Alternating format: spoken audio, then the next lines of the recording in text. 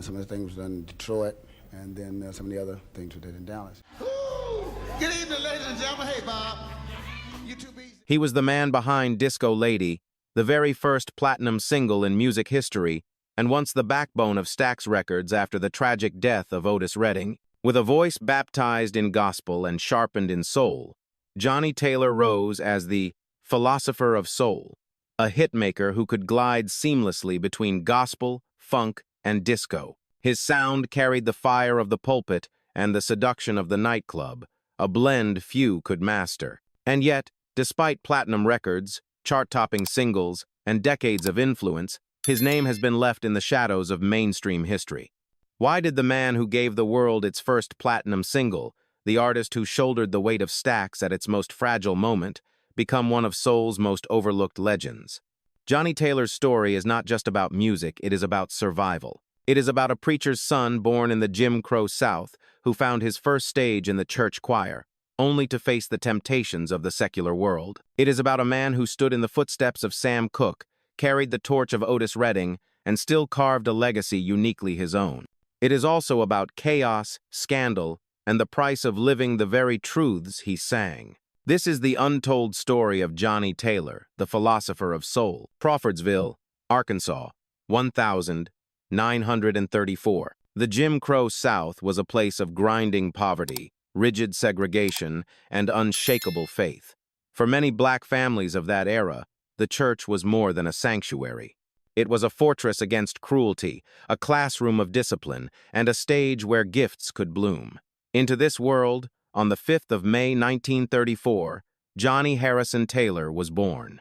Like countless children of his generation, his very first microphone was the pulpit, and his first audience was a congregation desperate for hope. Young Johnny's voice rang early clear, commanding, and impossible to ignore. In the small churches of Arkansas, people spoke of the boy who could lift spirits with a single note. He didn't just sing hymns, he carried them, shaping every word into a testimony. He was learning lessons far beyond melody. The choir demanded harmony, demanded discipline, demanded that a singer move hearts, not just ears. Those teachings would never leave him. They became the skeleton of the artist he would one day become. By the late 1940 seconds, America was changing, and so was Johnny's path. His family moved north to Chicago, a city swelling with migrants from the South. Chicago was alive with possibility, but also with the restless energy of young black communities demanding more than survival. It was here that gospel music wasn't just Sunday tradition, it was becoming a cultural movement, a professional calling that could turn a church soloist into a star. Johnny slipped naturally into this world, and soon he was circling among a new generation of gospel hopefuls. He found himself in the company of the Highway QCs, a group that had already birthed one legend, Sam Cooke. When Cooke left for the Soul Stirrers, the QCs looked for a voice to step into his place. Taylor became that voice. Listeners were stunned at the resemblance. Many swore he sounded like Sam's younger brother, carrying the same silky phrasing, the same effortless ability to make scripture sound not just holy but human. For Johnny, it was a baptism into the seriousness of gospel performance. He wasn't just singing songs of praise, he was stepping into the lineage of greatness. The parallel with Cooke only deepened when Sam departed the Soul Stirrers in the mid-1950 seconds, chasing the secular stage. Once again, Taylor was the man chosen to follow. It was no small responsibility. Cooke had been the golden boy of gospel, his voice a revelation that redefined what sacred music could sound like. To fill those shoes meant not just carrying hymns, but carrying the expectations of audiences who believed gospel should be transcendent, and Johnny rose to the occasion. His time with the Soul Stirrers honed him further. It taught him to handle pressure, to balance artistry with duty, and to stand tall in the shadow of giants. But shadows cast temptations. Gospel gave Taylor discipline, but rhythm and blues promised freedom. By the early 1960 seconds, he felt the pull that so many gospel singers of his era faced, the call of the secular stage. The church had offered him structure, but the wider world was exploding with new sounds. Rock and roll, rhythm and blues, and soul were becoming the soundtrack of a restless generation. To stay only in gospel felt like confinement.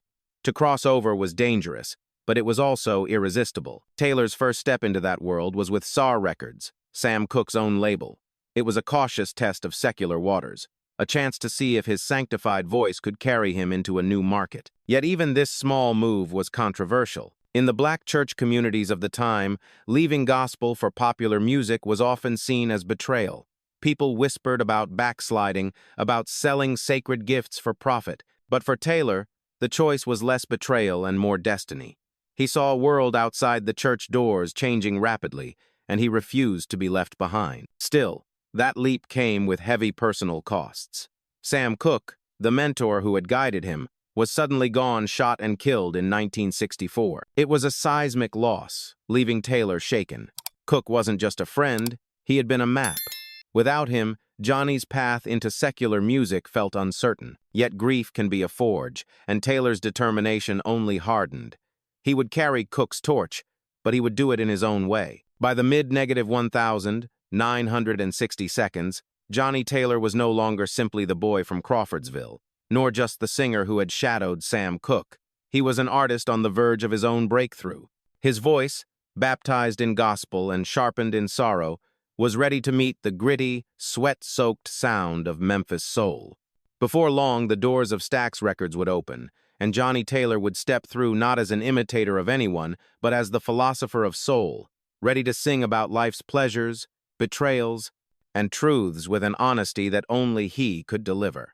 The early 1960 seconds were restless years for Johnnie Taylor. He had stepped into Sam Cooke's shadow, sung with the Soul Stirrers, and briefly recorded under Cooke's own Stax label. But with Cooke's sudden death in 1964, the safety net was gone. Johnny had lost not only a mentor but also a guiding star. For a time, his future felt uncertain, his path towards secular music unclear. Yet the very loss that could have silenced him became the spark that pushed him to define himself. In 1966, that definition began to take shape when Taylor signed with Stax Records in Memphis. If Motown in Detroit was the sound of polish and crossover perfection, then Stax was its gritty counterpart. Motown dressed its artists in suits, aiming for white radio and suburban households. Stax embraced raw edges, the sweat of the studio, the crackle of church fervor, the heartbeat of working-class black America. For Johnnie Taylor, whose voice could soar like a preacher and seduce like a bluesman, Stax was the perfect home. His arrival, however, coincided with heartbreak for the label. In December 1967, Otis Redding, Stax's brightest star, was killed in a plane crash. The loss devastated the company and left a void no one thought could be filled. But in the midst of grief, Taylor emerged as a new male voice capable of carrying the banner forward. He didn't replace Otis, he offered something different, something Stax desperately needed. That need was answered in 1968 when Taylor recorded Who's Making Love. A tight Memphis groove drove the track, but it was Taylor's urgent, pleading delivery that turned it into an anthem. The song wasn't just a hit, it was a cultural moment. Selling over 1 million copies, it became Stax's biggest single to date. Suddenly, Johnnie Taylor was not simply a promising singer, he was the man. The industry now had to reckon with him. Who's Making Love also introduced the world to his new persona, the Philosopher of Soul. Unlike many singers who offered sweet ballads or romantic daydreams, Taylor delivered hard truths. His songs were less about fantasy and more about life itself: infidelity, temptation, working-class burdens, Saturday night mistakes, and Sunday morning regret. He wasn't preaching morality from a pulpit anymore. He was narrating the messy, complicated reality of ordinary people, and in doing so, he forged a bond with audiences who saw themselves in every lyric. The hits kept coming. In 1969, he released Take Care of Your Homework, a song that blended groove with a cautionary tale about responsibility and commitment. 2 years later, Jody's Got Your Girl and Gone hit the charts, another track that combined humor, pain, and streetwise storytelling. These were not songs of polished fantasy. They were slices of life set to rhythm and blues, lessons wrapped in hooks and harmonies. As the late 1960 seconds rolled into the early 1970 seconds, Taylor established himself as one of Stax's most reliable hitmakers. While Isaac Hayes was stretching soul into lush orchestral epics, and the staple singers were carrying gospel protest into the mainstream, Johnnie Taylor became the everyman's voice. His music spoke directly to black audiences in the South and Midwest, communities who knew the weight of love's betrayals, the grind of everyday survival, and the need for joy in spite of it all. What made Taylor so powerful was his duality. He could stand in a sharp suit on Saturday night, pouring velvet seduction into a nightclub microphone, and then channel the thunder of the church choir on Sunday morning. That versatility wasn't just talent, it was survival. It made him a star in the regions that mattered most to him. It cemented his place as a cornerstone of Stax during a time when the label needed both stability and fire. By the early 1970 seconds, Johnnie Taylor had done more than simply fill a void left by Otis Redding's absence. He had carved a lane uniquely his own. His catalog reflected a philosophy of life's contradictions, pleasure and pain, loyalty and betrayal, faith and weakness. He had taken the lessons of gospel, fused them with the grit of Memphis, and turned them into a body of work that resonated deeply with those who lived through those contradictions every day. Still, as the 1970 seconds unfolded, storm clouds gathered. The music industry was shifting. The once mighty Stax label was buckling under financial strain. And for Johnnie Taylor, the next decade would bring both his greatest triumph and his cruelest challenges. He was about to give the world a record-breaking hit that would define him forever and at the same time confine him in ways he never imagined. When Johnnie Taylor walked into Stax Records in the mid-1960 seconds, he was stepping onto a battlefield of grief and opportunity. The label had just lost its crown jewel, Otis Redding, in a 1967 plane crash. Stax was desperate for a male voice to lead its future, someone who could keep the flame alive while the company tried to recover from tragedy. Taylor didn't just fit the role, he expanded it. His gospel-trained voice, equal parts preacher and bluesman, was exactly what the label needed to remind audiences that Stax still had soul worth fighting for. The turning point came in 1968 with Who's Making Love. A driving Memphis groove and raw urgency powered the track, but it was Taylor's vocal that transformed it into a phenomenon. He didn't simply sing the lyrics, he embodied them. His delivery carried the bite of accusation and the ache of regret, a sermon disguised as a hit record. The song rocketed up the charts, selling over 1 million copies and becoming Stax's biggest single at the time. Suddenly, Johnnie Taylor was no longer just another voice on the roster. He was the man, the philosopher of soul. The title wasn't just a nickname, it was a reflection of his art. Unlike singers who chased fantasies of perfect romance, Taylor was unafraid to sing about messy truths. His songs were filled with infidelity, temptation, betrayal, and the unglamorous weight of responsibility. They were cautionary tales wrapped in grooves, sermons built on rhythm and blues. In Take Care of Your Homework, 1969, he warned men to mind their relationships before someone else stepped in. In Jody's Got Your Girl and Gone, 1971, he turned a common urban legend of infidelity into a chart-topping anthem. These weren't polished daydreams for crossover radio.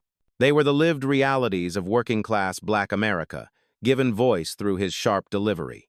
Taylor's gift was making those truths feel both entertaining and sobering. He wasn't wagging his finger from a pulpit anymore. He was standing shoulder to shoulder with his audience, sharing their struggles. That connection made him a cornerstone of Stax during its most volatile years. While Isaac Hayes stretched boundaries with cinematic soul and the staple singers carried gospel protest into the mainstream, Johnnie Taylor carved his own lane. He was the everyman storyteller, giving voice to the contradictions of Saturday night thrills and Sunday morning guilt. Audiences across the South and Midwest felt that authenticity. They didn't just hear Taylor's songs, they recognized themselves in them. The factory worker juggling bills, the husband tempted by infidelity, the woman fighting for respect, all found echoes of their own lives in his records. That resonance turned Taylor into one of Stax's most reliable hitmakers, a singer who could consistently deliver music that mattered. By the early 1970 seconds, Taylor had become more than a replacement for Otis Redding or a shadow of Sam Cooke. He had carved his own identity as the Philosopher of Soul, an artist whose catalog spoke to the complexity of love, lust, and survival. His songs carried the grit of Memphis streets, the fire of Southern churches, and the honesty of lived experience. He had created a philosophy of rhythm and blues. Sing the truth, no matter how uncomfortable, because the truth is what people live. Still, while his ascent at Stax was remarkable, the industry around him was shifting fast.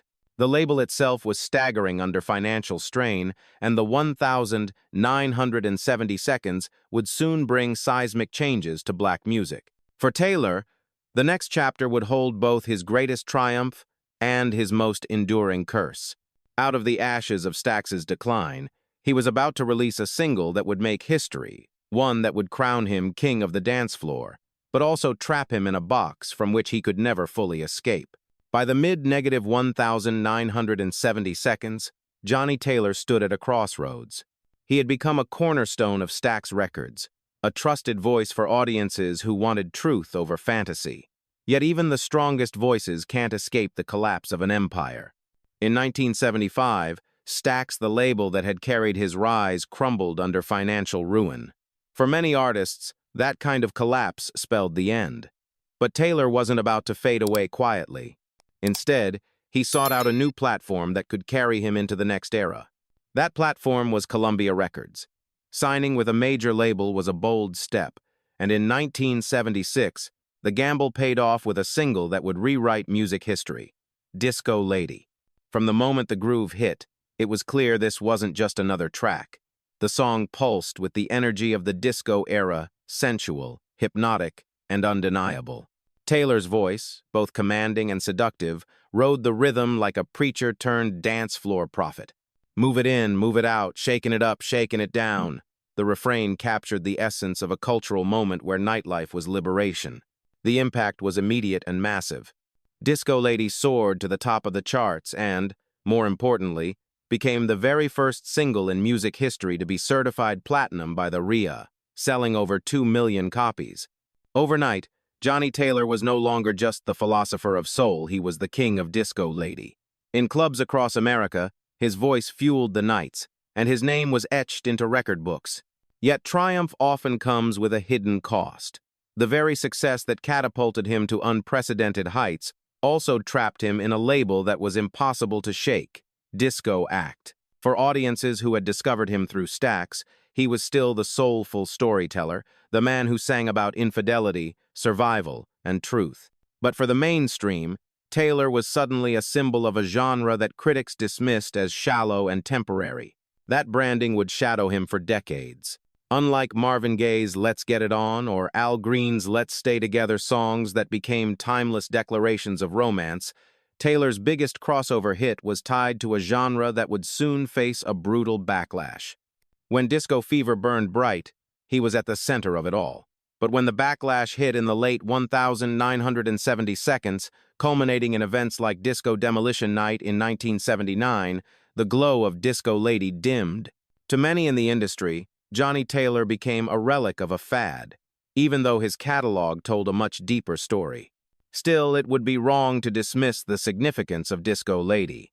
It proved his versatility, his ability to adapt, and his instinct to capture the pulse of the moment. Few artists of his generation could move as seamlessly from gospel choirs to Southern soul to disco dance floors.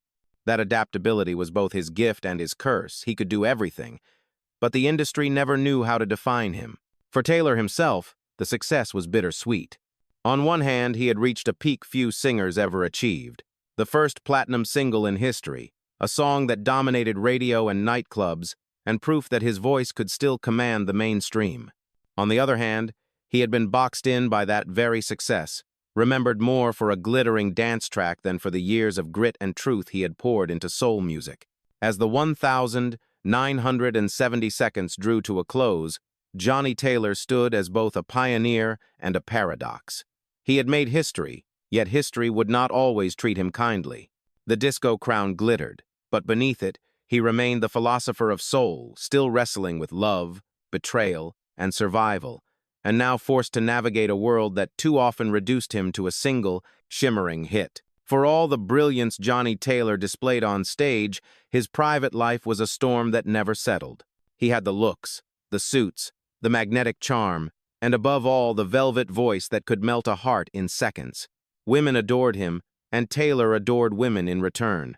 But behind the charisma was a pattern he could never escape, a restless hunger for affection, a need for intimacy that led him into affair after affair, leaving broken hearts and tangled relationships in its wake. This wasn't simply the behavior of a celebrity tempted by fame. It was a defining part of who Johnnie Taylor was. The same urgency that powered his music, the raw emotion that made him believable when he sang about betrayal or temptation, was drawn from the real dramas of his own life. He wasn't just performing those stories. He was living them. By the height of his fame, Taylor was more than just a ladies' man.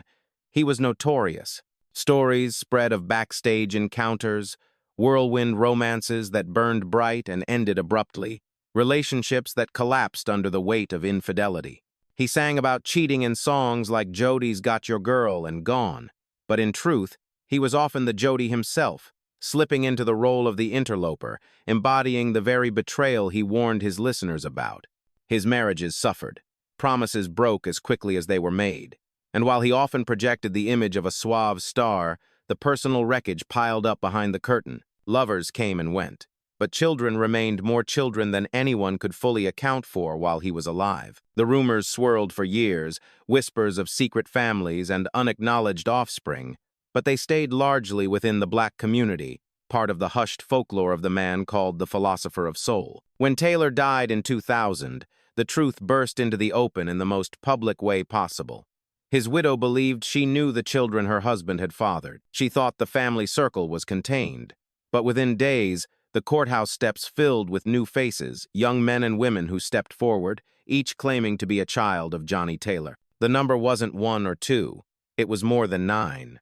DNA testing confirmed what many had whispered for years.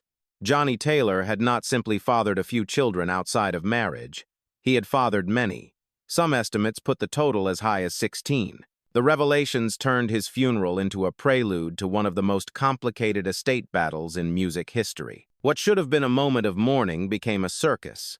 His widow and recognized children found themselves suddenly surrounded by others demanding recognition and a share of whatever estate remained. The courtroom turned into another stage, but this time there was no microphone, no rhythm section to soften the blows. It was lawyers, DNA results, and testimonies, each one cutting away at the myth of the star. The scandal threatened to consume his legacy. Instead of headlines celebrating his role as the man behind the first platinum single in history, newspapers printed stories about his secret children, his infidelities, the mess he left behind. For many outside the black community, this was the first story they heard about him at all. To casual readers, Johnnie Taylor wasn't the philosopher of soul. He was the man with too many children and not enough fidelity. The irony was sharp. Taylor had spent decades singing about love's contradictions, the joy and the pain, the loyalty and the betrayal. And in the end, his life became the ultimate reflection of those contradictions. He was both the preacher and the sinner, the teacher and the cautionary tale. His art imitated his life, and his life, in turn, reshaped the way people heard his songs. For his children, the legacy was more personal. The fight for identity and inheritance wasn't just about money. It was about belonging, about being acknowledged by a man who had moved millions but struggled to hold his own family together. The courts could divide assets, but they couldn't resolve the ache of abandonment or the complexity of love left unfinished. And so, in the years after his death, Johnnie Taylor's story was told in 2 voices. One was the soaring tenor of the Philosopher of Soul, the man who gave the world Who's Making Love and Disco Lady. The other was the scandal of a private life that spilled into public chaos, a story of wives, lovers, and children all tangled in the same web. It is perhaps the cruelest measure of his fate that, for many, the second voice grew louder than the first. His name became shorthand for scandal long before it was celebrated for artistry. The man who had embodied the contradictions of love on vinyl was now remembered for embodying them in life. And that overshadowing became one of the great tragedies of his legacy, that the music, which deserved to stand at the center, too often found itself pushed to the margins by the chaos of the man who made it. Success can be as dangerous as failure. For Johnnie Taylor, the man who had carried Stax Records through tragedy and conquered the charts with Disco Lady, the years that followed his peak were not a triumphant march but a punishing descent. His voice remained powerful, versatile, and capable of stopping a room cold. But the industry around him was shifting like quicksand, and each change seemed designed to push him further toward the margins. The first blow had already landed in 1975, when Stax Records collapsed. Stax wasn't just a label, it was a community, a cultural heartbeat, a family for the artists it nurtured. Losing Stax meant losing more than a business contract. For Taylor, it meant losing the one company that understood his grit, his gospel roots, his need to sing about life in all its contradictions. Columbia gave him a platform, but it never gave him the sense of belonging Stax had. Then came the paradox of Disco Lady. For one dazzling moment in 1976, Taylor had reached a peak most singers only dream of. The song sold millions, made history as the first RIAA platinum single, and turned dance floors into sanctuaries where his voice reigned supreme. Yet that very success branded him. He was boxed in as a disco singer, a title that was both lucrative and lethal. When the backlash against disco exploded at the end of the 1,970 seconds, culminating in the infamous Disco Demolition Night in 1979, Taylor's crown turned into an anchor. Radio stations dropped disco records overnight. Critics dismissed the genre as shallow and disposable, and in the mainstream's rush to bury disco, Taylor was buried with it. Never mind that he had been a gospel prodigy, a soul preacher, a blues storyteller. To many outside his loyal base, he was just the guy who sang Disco Lady. The 1,980 seconds brought more challenges. The landscape of black music was transforming. R&B was leaning towards slick, electronic production. Luther Vandross ushered in an era of lush ballads. Michael Jackson turned into a global phenomenon, reshaping pop culture itself. Prince blurred lines between rock, funk, and soul. MTV gave new stars, glossy visual platforms that Taylor, rooted in old-school grit, could never quite match. There was little space left for men whose music carried the scars of lived experience, whose voices were raw rather than polished. Still, Taylor refused to vanish.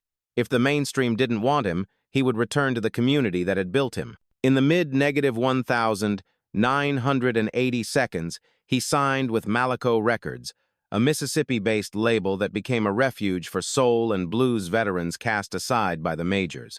For some, this looked like a step down from the global reach of Columbia to a regional label tied to the so-called Chitlin Circuit.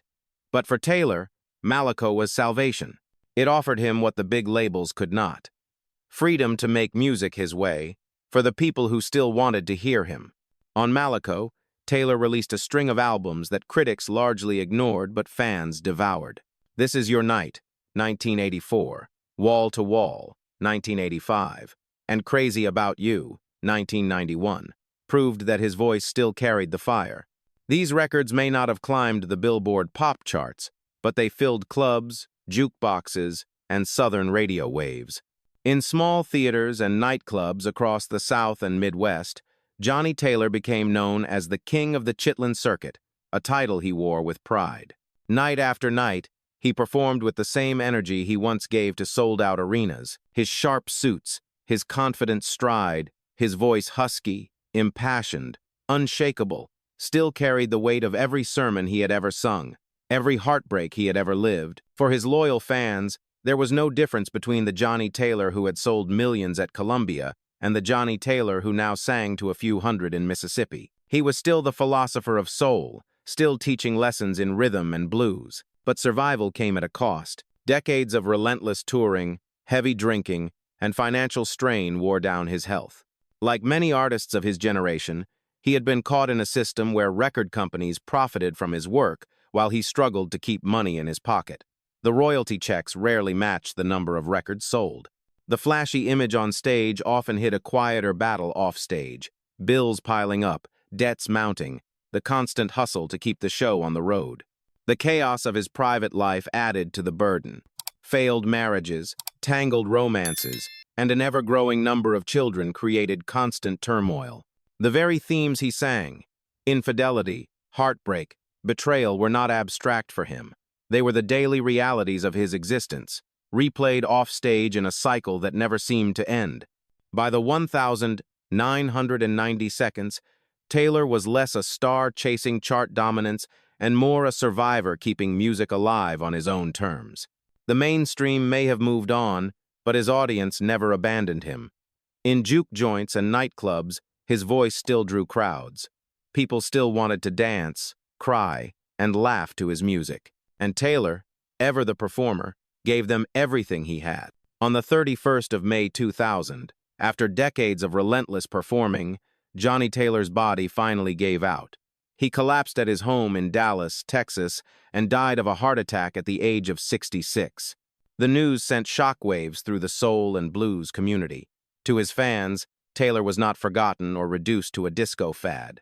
He was a giant, a living bridge from gospel's golden age to modern R&B, a man who had survived every twist the industry threw at him by doing the only thing he knew how to do: keep singing. For the world at large, the headlines too often reduced him to scandal and stereotype. But for those who saw him on stage, whether in a packed arena or a smoky southern club, the memory was different. He was still the philosopher of soul, still a voice that told the truth, still a survivor who refused to be silenced until his final breath. When Johnnie Taylor died in 2000, the first headlines were not about the first platinum single in music history, or his role in carrying Stax Records after the death of Otis Redding. They were about the chaos of his private life DNA tests, children coming forward, courtroom battles. The man who had given the world gospel fire, Memphis grit, and disco glory was reduced to tabloid spectacle.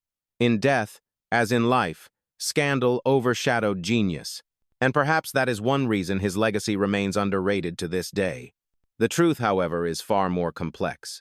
Johnnie Taylor was one of the most versatile artists of his generation. Few singers could travel across as many musical landscapes with such ease. He sang gospel with the soul stirrers, stepping into the shoes of Sam Cooke and proving he had the voice of a preacher. He dominated the soul charts at Stax with hits like Who's Making Love, Take Care of Your Homework, and Jody's Got Your Girl and Gone. He adapted to funk grooves, then rode the wave of disco with Disco Lady, and later reinvented himself on Malaco Records as the king of the Chitlin circuit. He could move between sacred and secular, between Saturday night and Sunday morning, without ever losing his authenticity. Yet because he could do everything, the industry never knew how to market him. Marvin Gaye became the face of socially conscious soul with What's Going On. Al Green was branded the voice of sensual balladry. Sam Cooke was immortalized as gospel-turned-pop crossover. Taylor's career, by contrast, was too wide-ranging to fit into a single label. Was he the gospel prodigy, the gritty Stax hitmaker, the disco king, the blues survivor? The lack of one defining image made it harder for history to place him alongside those giants, even though his catalog was just as impactful. Timing also played a cruel role. His biggest crossover moment, Disco Lady, was tied to a genre that critics dismissed as shallow and commercial. When disco was buried in the backlash of the late 1970 seconds, Taylor's mainstream reputation was buried with it. Unlike Curtis Mayfield or Stevie Wonder, whose masterpieces became timeless political or artistic statements, Taylor's signature hit was stamped with the word disco. That label unfairly diminished its historical weight, even though the record's achievement, the first platinum certification by the RIAA, was monumental. Another reason for his underrated status lies in the nature of his songs themselves. Taylor didn't deal in fairy tales. His music wasn't about perfect love or polished dreams. He sang about the messiness of life, cheating, temptation, heartbreak, Saturday night pleasures, Sunday morning guilt. His records were mirrors, reflecting the flawed realities of human relationships. And sometimes the world prefers myths over reality. Marvin Gaye could sing of universal love, Al Green of eternal devotion, but Taylor sang of the affair that shattered a family, the husband who stayed out too late, the lover who betrayed trust.